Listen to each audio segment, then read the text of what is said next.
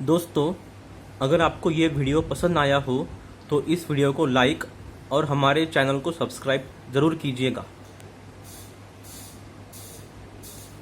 श्री राम श्री राम श्री राम। रविमंडल देखत लघु लागा, रविमंडल देखत लघु लागा। उदयता सुप्रभु अनतम भागा, उदयता सप्रभु अनतम भागा। मानस की ही पंक्ति आदमी को ये शिक्षा देती है। इस पंक्ति का आशय ये है, ऐसा भी देखा जाए, सुबह अगर आप भगवान सूर्य नारायण के दर्शन लेने के लिए जाओगे तो जब भगवान उदित होते हैं तो दिखने में बहुत ही लघु दिखते हैं, दिखने में बहुत लघु दिखते हैं और उनकी बहुत महानता है। वो त्रिलोकी का तम तिरोहित कर देते हैं, पूर्ण संसार को प्रकाशित कर देते हैं। जिस तरह आदमी अगर जिस आदमी में अपनी नम्रता के कारण लघुता दिखाई दे तो उन्हीं के माध्यम से ही प्रभु की प्रभुता उसी में से प्रकट होती है। जिस तरह दीवार और दीवार में से अगर कुछ हटा दिया जाए तो वही द्वार बन जाती है, और द्वार को अगर कुछ लगाया जाए तो वो द्वार ही दीवार बन जाता है। दीवार में से कुछ हटाया जाए तो वो द्वार बनता है, और द्वार के माध्यम से सूर्य भगवान का प्रकाश अंदर आ जाता है। ठीक उसी तरह आदमी का जीवन दीवार कब बन जाता है? जब अहंकार का कुछ लग जाता है तो आदमी का जीवन दीवार बन जाता है।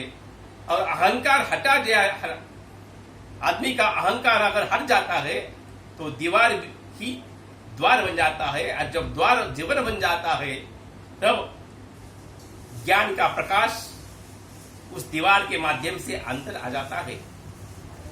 उसी तरह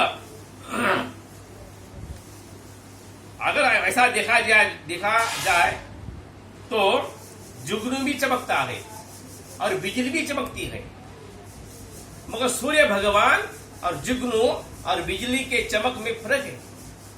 सूर्य भगवान भी चमकते हैं तो इसलिए चमकते हैं कि खुद को दिखाने के लिए नहीं चमकते, वो अपने माध्यम से दूसरों के राह दिखाने के लिए चमकते हैं, प्रकाशित देते हैं।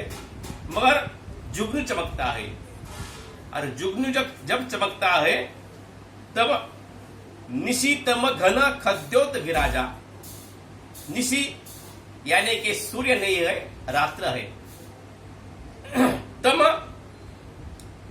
का मतलब रात्र है मगर अंधेरी है, चंद्र भी नहीं है।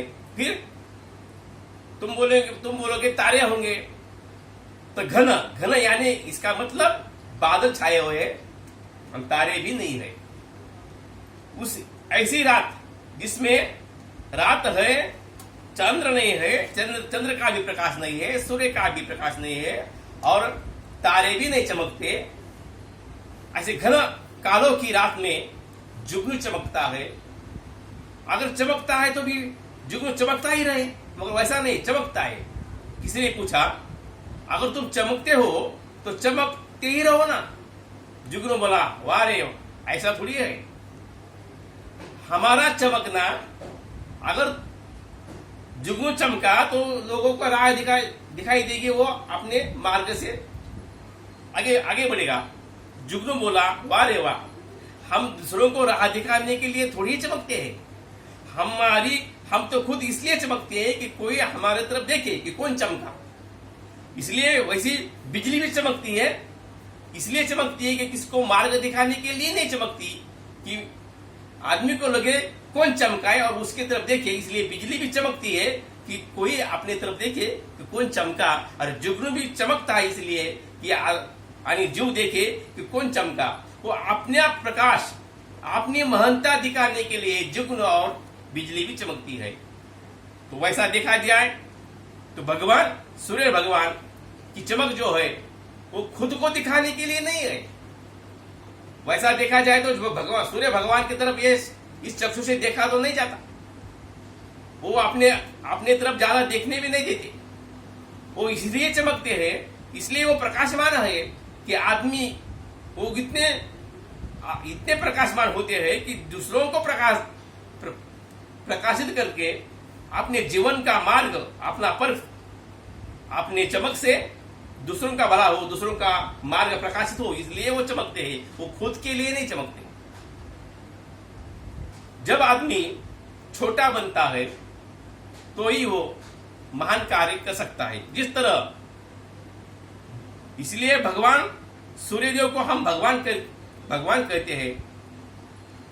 और हनुमान जी भी गए थे श्रीलंका में, और जब श्रीलंका में प्रवेश करने का समय बहुत ही लघु वेश उन्होंने धारण किया था।